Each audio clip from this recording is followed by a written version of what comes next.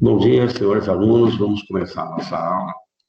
Hoje nós vamos falar de custos na gestão de projetos, mas para isso, primeiro, vamos retomar um pouquinho o assunto, falando um pouquinho, né, do que é projeto, né, um pouquinho da história do projeto. Projeto no mundo sempre existiu, desde os primórdios, o homem sempre teve projetos para construir as pirâmides do Egito, as grandes navegações. Se a gente caminhar pelo tempo, nós vamos ver que a Revolução Industrial, os grandes investimentos da época, é natural que tinham grandes projetos. A verdade é que, nessa época, o projeto não era tratado como uma ferramenta administrativa. As pessoas realizavam, até se planejavam, porém não tinham ainda a gestão de projeto como uma ferramenta administrativa.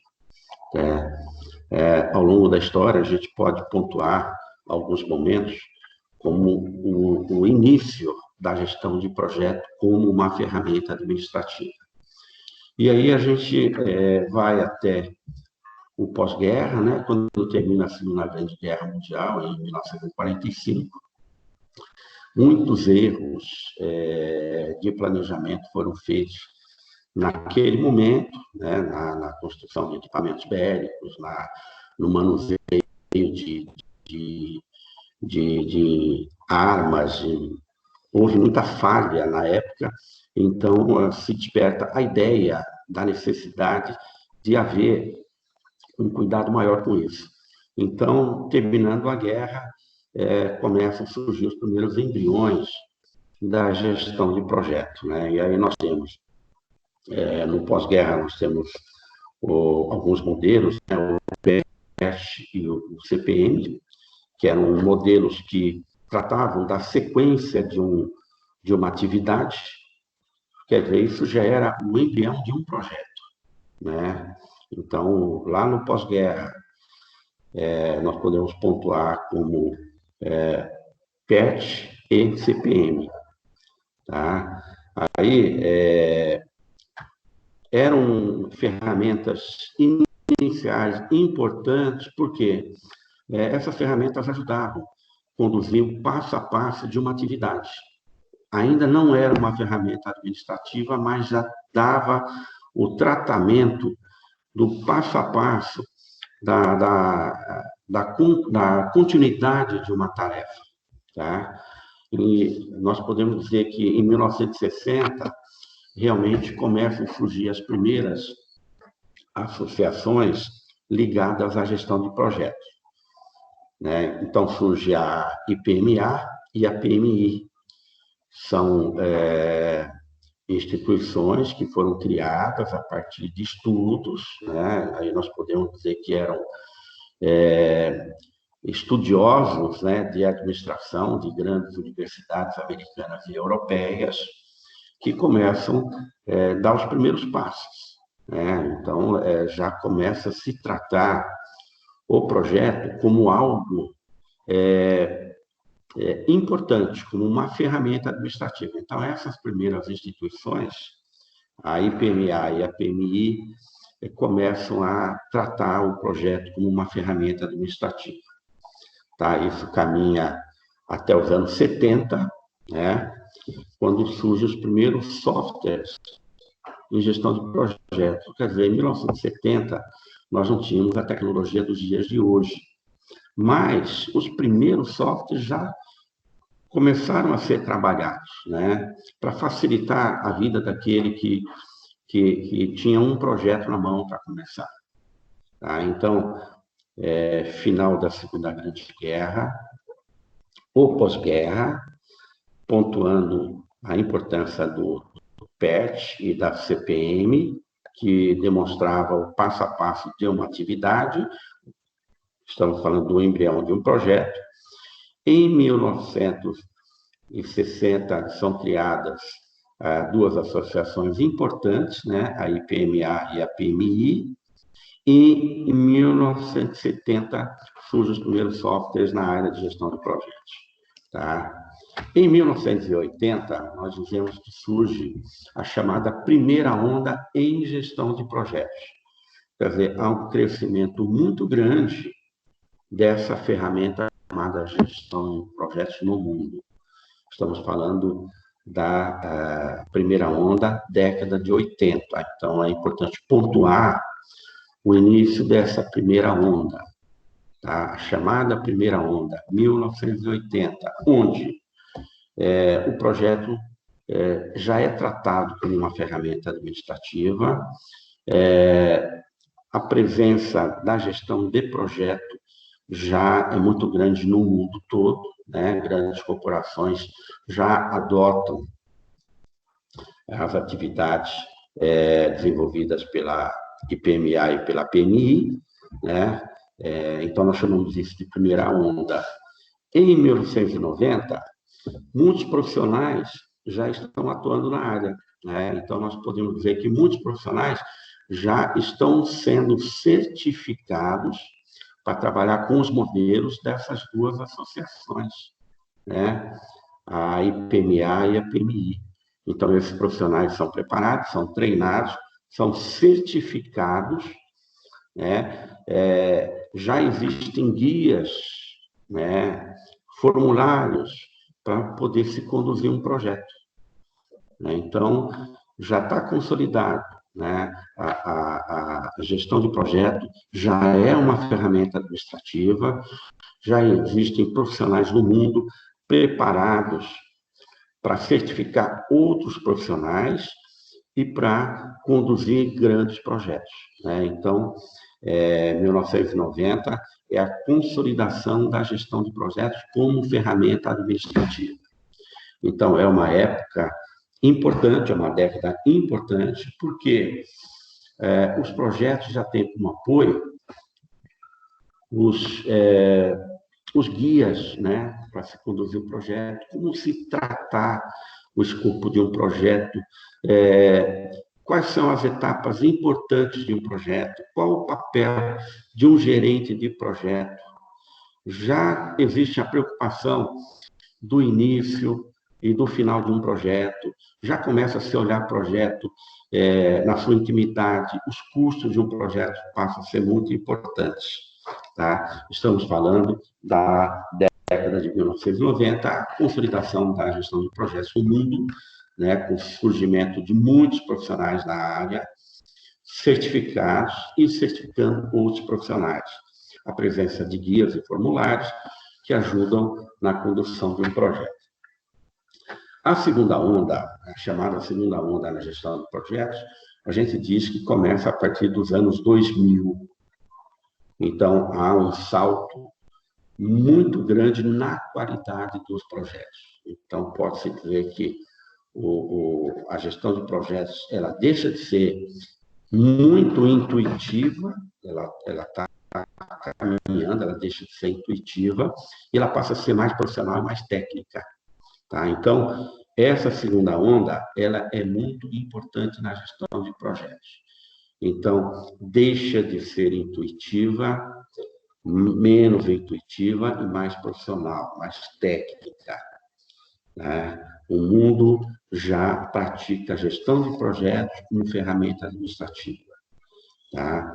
Muitos profissionais atuando no mercado, muitas empresas já certificadas para operar, né, gestão de projetos. Os erros na condução dos projetos eles começam a diminuir, né? Eles vão sendo reduzidos, porque já é muito profissional, já é muito técnico, os profissionais já são muito preparados, então nós podemos dizer que essa segunda onda é realmente a consolidação da gestão de projetos como ferramenta administrativa, já passa a fazer parte da estratégia do negócio, da estratégia corporativa, da estratégia da empresa. Tá? Uma época importante. Tá? Esse é o aspecto histórico, né? Vamos falar um pouquinho de falhas muito comuns no projeto, né? Por que os projetos não dão certo? Né? Se hoje você já tem profissionais certificados, se você já tem guias que podem ajudar a construção do projeto, né? Olha, podemos dizer que a ineficiência, a falta de eficiência em projetos, ela pode ficar na construção do escopo do projeto, né? Que é onde se concentra todas as atividades que vão ser tratadas no projeto, o escopo, né? O escopo vai tratar de quantas pessoas vão estar envolvidas no projeto, daquilo que vai se precisar de matéria-prima, quem vai fornecer matéria-prima, quem serão os gestores do projeto, tá? Então, a falta de eficiência, muitas vezes, ela acontece por falha na elaboração do escopo do projeto, né? Então, pode acontecer por aí, né? O descompasso no cumprimento das etapas de um projeto, porque um projeto ele tem princípio, início, né? Ele tem etapas e ele tem o prazo final de encerramento. Então, pode haver falha? Pode. Se uma determinada etapa ela atrasar a sua consecução, fatalmente ela vai atrasar o início de uma segunda etapa, que atrasada também vai atrasar uma próxima etapa do projeto. Então, a gente pode dizer que muitas falhas de projeto acontecem tanto na elaboração do escopo, quanto na condução das etapas de um projeto. Tá? Então, é muito importante para que um projeto ele tenha continuidade, tenha sucesso, que o escopo seja muito bem elaborado, né? Que todas as informações para que aquele projeto possa acontecer estejam dentro do escopo, tá? E que exista um cuidado, né? Um zelo na condução de cada etapa do projeto. Então, nós podemos afirmar que o sucesso de um projeto depende de vários fatores em cada uma das fases do projeto. Então, o sucesso vai depender de vários fatores que envolvem o projeto, desde a da construção do escopo até o cuidado na condução das diversas fases do projeto. Então, o sucesso reside aí. Tá? Um descuido pode levar ao fracasso de um projeto. Então, nós também não podemos comparar projetos corporativos de empresas, projetos privados, com projetos de governo. Por quê? Os projetos de governo envolvem política, envolve mudança de governante, falta de recurso, de orçamento para condução de projeto. Então, não podemos fazer esse tipo de comparação. Dizer que um projeto privado é semelhante a um projeto de governo. São um pouco diferentes, porque os governantes mudam, os projetos, muitas vezes, eles têm continuidade de longo prazo. A gente fala de projeto de 5, 10, 15, 20 anos, né? E quando se trata de governo, é muito difícil que tudo isso seja respeitado, porque um governante, ele dificilmente vai dar continuidade com o mesmo cuidado que aquele governante que iniciou um projeto. Então, não podemos fazer esse tipo de comparação.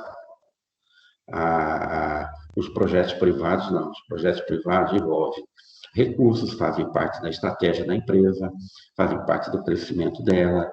As fontes de recursos, elas têm que ser muito bem definidas, quais são. Os parceiros, fornecedores, eles têm que fazer parte também do projeto. Os profissionais envolvidos no projeto são profissionais devidamente escolhidos pela capacidade de organização que tem, pelo conhecimento técnico. Então, o projeto corporativo ele é um pouco diferente de um projeto de governo.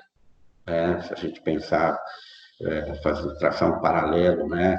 É normal a gente acompanhar no noticiário que uma determinada linha de metrô de São Paulo, uma estação vai ter um atraso de 2 anos, né?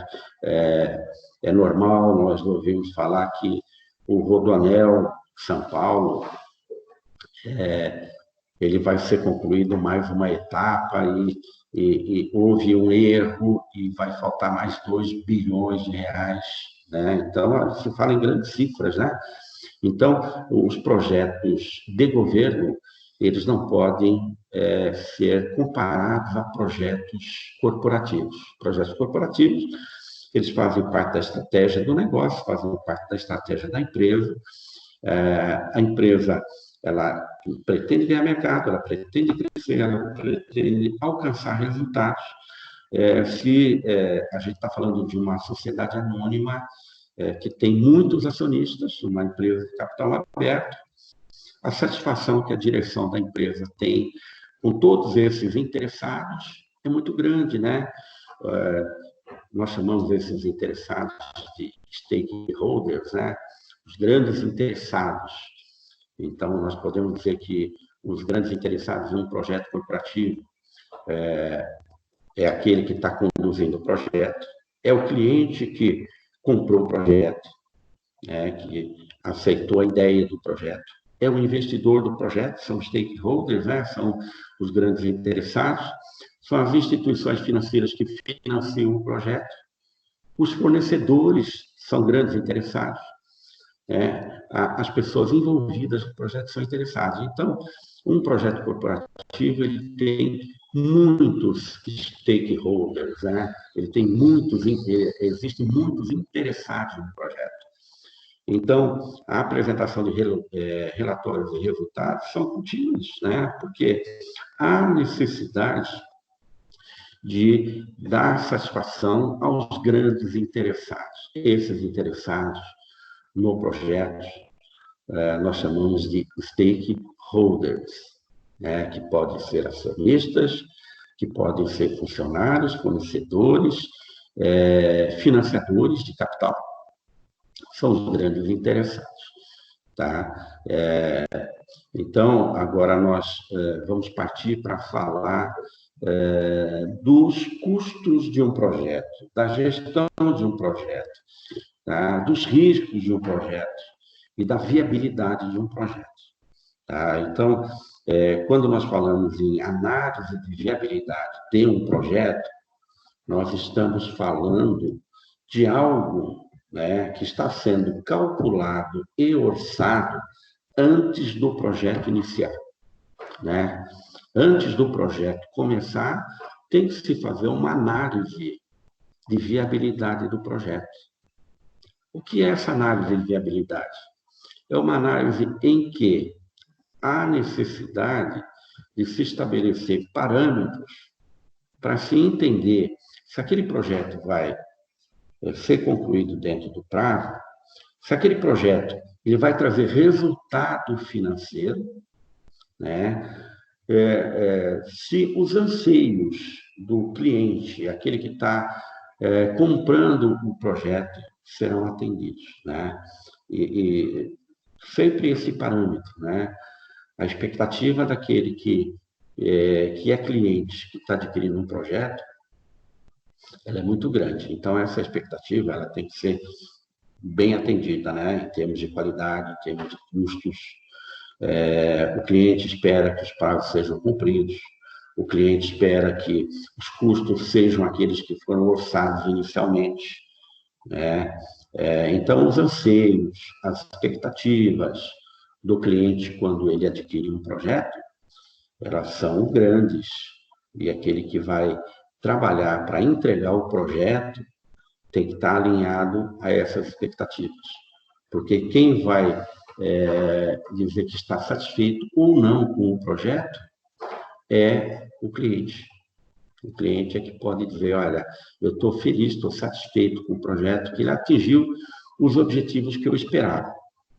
Então, a análise de viabilidade, ela é sempre muito importante, tá? Então, nós temos algumas ferramentas que auxiliam na análise de viabilidade de um projeto. São 3 ferramentas que são importantes, né? E são ferramentas que normalmente são utilizadas para investimentos, e normalmente um projeto é um investimento, né? São ferramentas que são utilizadas no mundo corporativo e no mercado financeiro, tá? São ferramentas reconhecidas no mundo todo, são ferramentas aceitas no mercado internacional, são ferramentas precisas, são ferramentas estatísticas que ajudam a fazer análise de viabilidade do projeto. Então, a primeira das ferramentas que nós vamos falar é o payback. Né? Payback. O que trata o payback? O payback, ele trata dos períodos de retorno do capital. Então, vamos entender o seguinte, um projeto, ele teve um aporte inicial de capital de R$ 1 milhão. Então, esse é o investimento do projeto. Então, o investidor, ele precisa saber quantos períodos, e esses períodos podem ser tratados em anos, serão necessários para o retorno do capital inicial investido. Então, por exemplo, investimos R$ 1 milhão em um determinado projeto.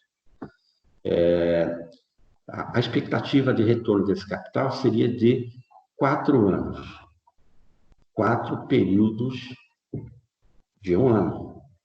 Então, espera-se que, ao final de 4 anos, o capital investido inicialmente tenha voltado para o investidor. Então, o payback é importante nesse aspecto. Tá?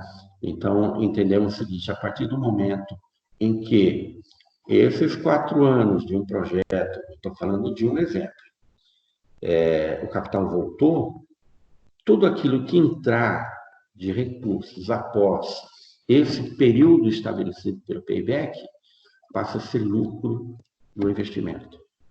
Tá? Passa a ser o lucro do investimento. Aí, como é que eu vou estabelecer o payback? Olha, sempre pensando em fluxos de caixa. A gente está falando aí de entrada e saída de recursos, de dinheiro em caixa, entradas e saídas. Então, por exemplo, no primeiro período, no primeiro ano do projeto, entre entradas e saída de recursos no caixa, no fluxo de caixa, houve uma sobra de R$ 400 mil no primeiro período, tá? Entradas e saídas de caixa.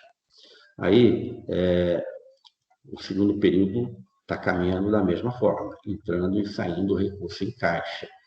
Ao final do segundo período, já houve uma sobra de R$ 500 mil no caixa. Então, olha, o investimento inicial no segundo período já está praticamente completo, né? Nós já temos aí R$ 900 mil, o investimento inicial é R$ 1 milhão. Né? No terceiro período, houve um fluxo que deu um saldo positivo de 600 mil. Então, no terceiro período, o investimento inicial já retornou e houve sobra de caixa. Tá? Então, nós podemos dizer que a partir daí, o payback já aponta para resultado de lucro, ganho. Ganho. Então, o payback é uma ferramenta importante porque ela vai medir a expectativa de retorno em períodos do capital investido. Tá? Então, essa é uma ferramenta importante. Né? Nós temos uma segunda ferramenta que nós chamamos de VPL, Valor Presente Líquido. Também estamos tratando de fluxo de caixa, né? Valor presente líquido. Eu coloquei R$ 1 milhão inicialmente, fiz esse aporte inicial, de capital para iniciar o projeto, e nós começamos a ter fluxos de caixa, entrada e saída de caixa.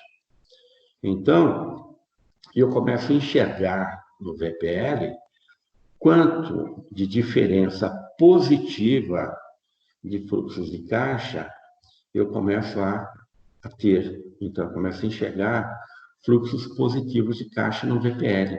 É uma segunda ferramenta, também importante, né? Porque ela dá para o investidor a visão que está entrando e saindo recursos, e essa entrada e saída de recursos, ela está dando o retorno para o investidor do capital inicial investido, né? Valor presente líquido.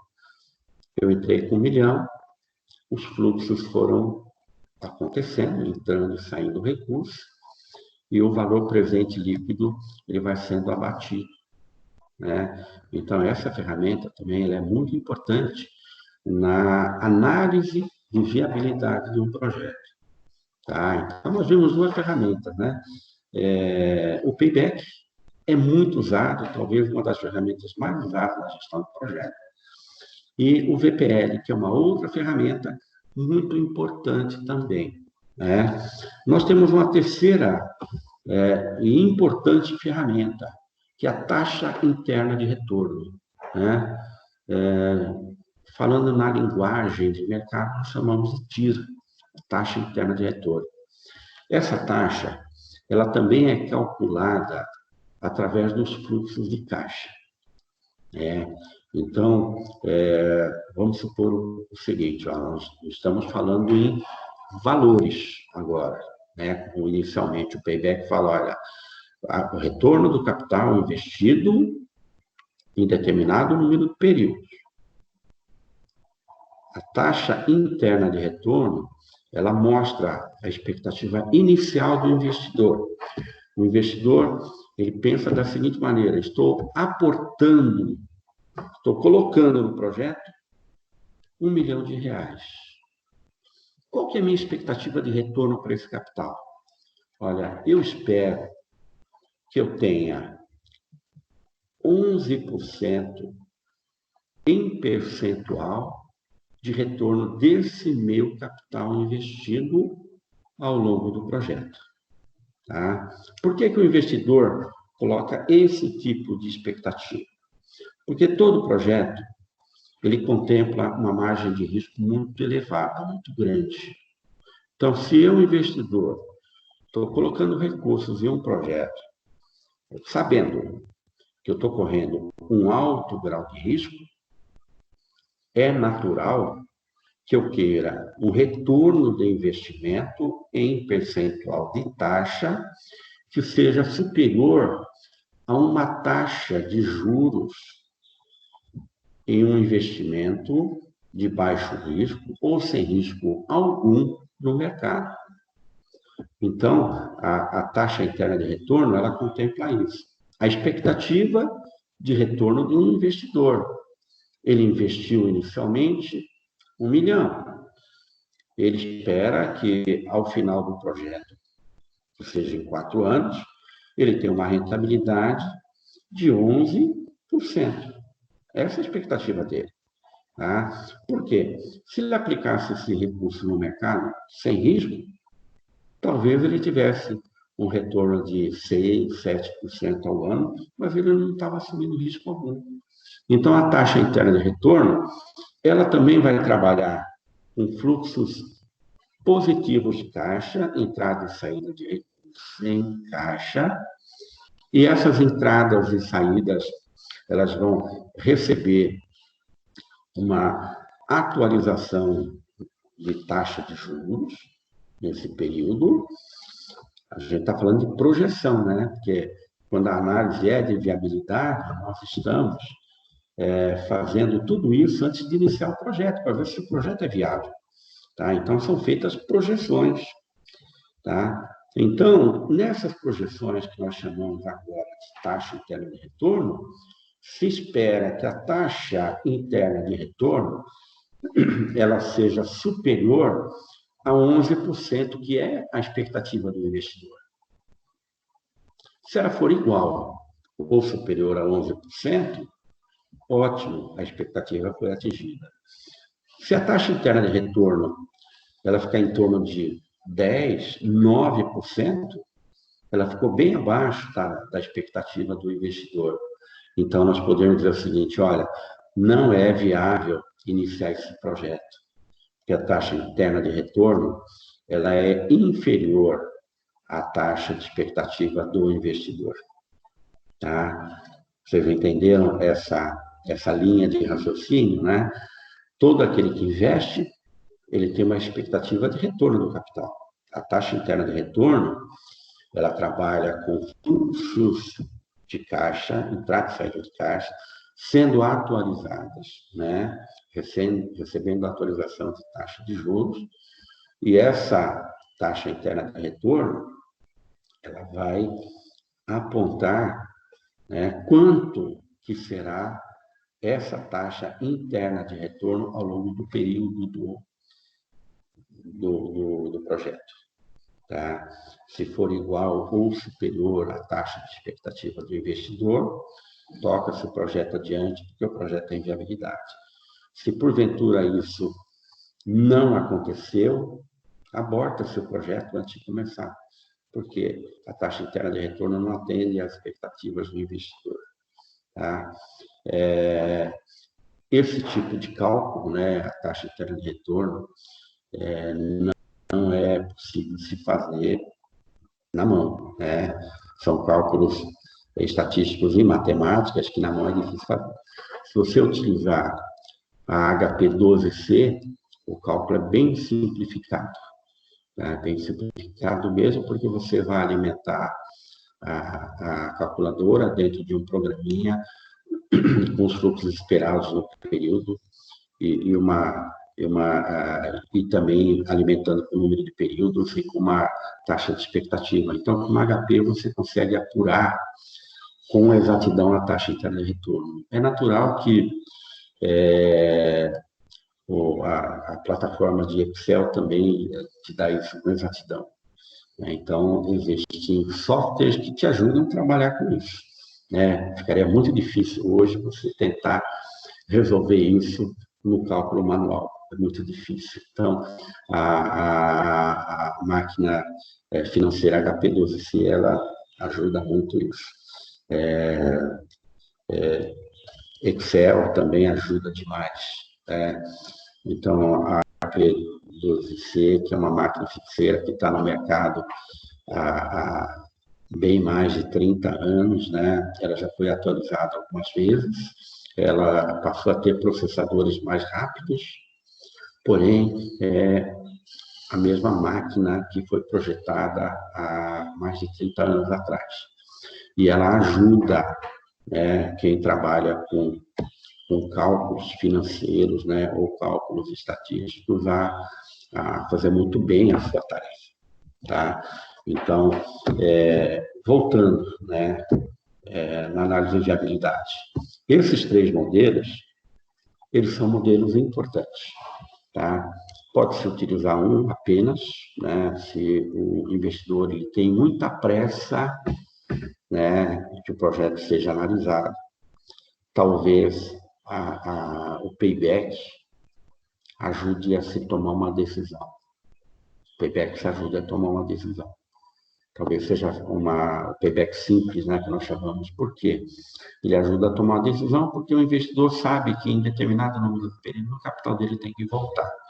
Se o payback for calculado e ele não demonstra, quer dizer, a expectativa de retorno de capital dele não é condizente com aquilo que o payback apontou, né? O payback falou que o capital volta em 6 anos, quando a expectativa do investidor é que o retorno do capital volte em 4, não há viabilidade, então o payback é uma ferramenta simples para ser utilizada em tomada de decisões rápidas. Tá? A taxa interna de retorno também é uma ferramenta muito importante que pode ser utilizada pelo investidor. Tá? Pode-se usar os 3 modelos simultaneamente? Pode, vai ajudar, a dar uma exatidão maior na análise de viabilidade do projeto. Mas dependendo da necessidade do investidor, da sua necessidade de agilidade para conhecer a viabilidade do projeto, talvez o payback seja uma ferramenta muito rápida de uso. Tá?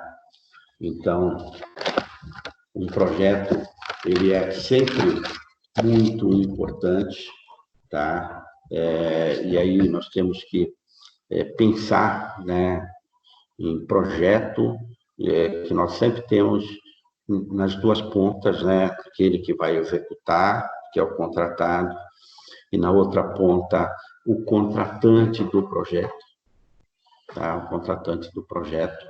As expectativas elas têm que estar alinhadas, né? Aquele que é o contratado de um projeto, ele tem que ter a expectativa que cada etapa do projeto será muito bem trabalhada, que não vai haver atrasos, que os custos do projeto serão aqueles que foram determinados lá no escopo do projeto. Por outro lado, a expectativa do contratante, aquele que contratou o projeto, tá? Ela tem que ser muito bem atendida, né? Atendida de que forma? Com qualidade, com os custos compatíveis ao escopo, não havendo atrasos, não havendo contratempos na condução do projeto. A expectativa daquele que contratou é que o projeto tenha sempre muita qualidade. Por isso, a expectativa do contratante e do contratado são expectativas que têm que caminhar sempre de forma alinhada, sempre lado a lado. E todas as pessoas envolvidas no processo, né? O gestor do projeto, as pessoas que estão trabalhando cada etapa do projeto, tem que estar, tem que estar alinhadas à mesma expectativa do contratado e do contratante. Assim como outras partes envolvidas, né? Nós chamamos aí os stakeholders, né? Que são o fornecedor do capital, ele também tem que estar envolvido, porque muitas vezes os aportes de capital eles não são feitos de uma única vez, eles são feitos em etapas, né? São feitos em etapas, a liberação do capital vai acontecendo em etapas, então essas etapas elas terão que ser cumpridas. Então, o fornecedor do capital, que também é um interessado, um stakeholder, né? Por que ele é interessado? Porque ele espera que o projeto tenha sucesso e que o capital que ele emprestou, que ele colocou como financiamento, volte para ele com as taxas de juros dentro do prazo que foi contratado. Por isso que ele é interessado. Né? Então, todos aqueles chamados interessados, né, os stakeholders, eles têm que estar alinhados para que tudo possa acontecer dentro de um padrão de satisfação. Né? O contratante de um projeto talvez seja aquele que tenha que ter a maior das satisfações. Ele é o grande investidor. Ele é o grande investidor. A isso, né, nós chamamos de valor agregado.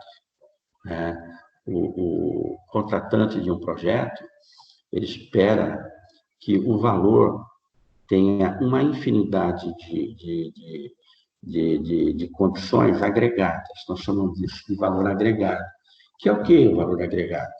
É a expectativa que o cliente tem do recebimento de um produto ou de um serviço.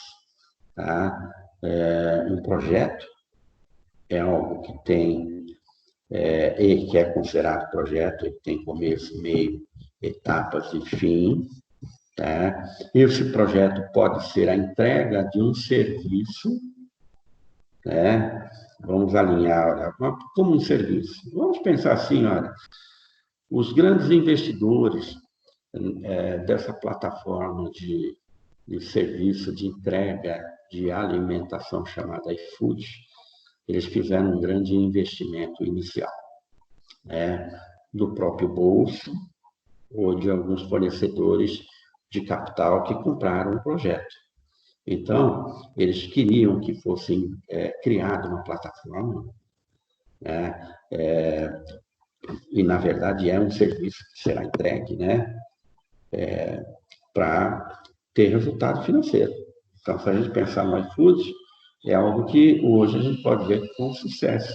Mesmo nesse momento que a gente está passando hoje de pandemia, né, que as pessoas estão confinadas nas suas casas, muita gente pede a comida na porta de casa, né? Então, essa empresa, nesse momento, talvez seja um momento de muito retorno, né? Por quê? Porque o momento está favorável a eles, né? Muita gente não sai de casa, precisa que a refeição chegue até a casa, mas não atende. Então, quando os investidores entraram nesse negócio, tá? Eles estavam contratando um serviço, né? E esperavam ter sucesso nisso, tá bom? Então, nós temos alguns exemplos, né, que eles são muito patentes e muito importantes na condução de um projeto. É só a gente olhar para o nosso entorno para a gente verificar que os projetos sempre estão aí acontecendo, né? E aquele que contrata sempre tem uma expectativa muito grande de retorno, né? Essa expectativa nós chamamos de valor agregado, né? Que aquilo que foi contratado tenha como resultado um valor agregado que atenda seus anseios, sua expectativa, tá bom? A gente está caminhando para encerrar a nossa apresentação de hoje, a nossa aula. Essa aula vai estar à disposição dos senhores lá no AVA, né, para que vocês possam assistir essa aula, né, aqueles que não puderam participar dessa aula ao vivo,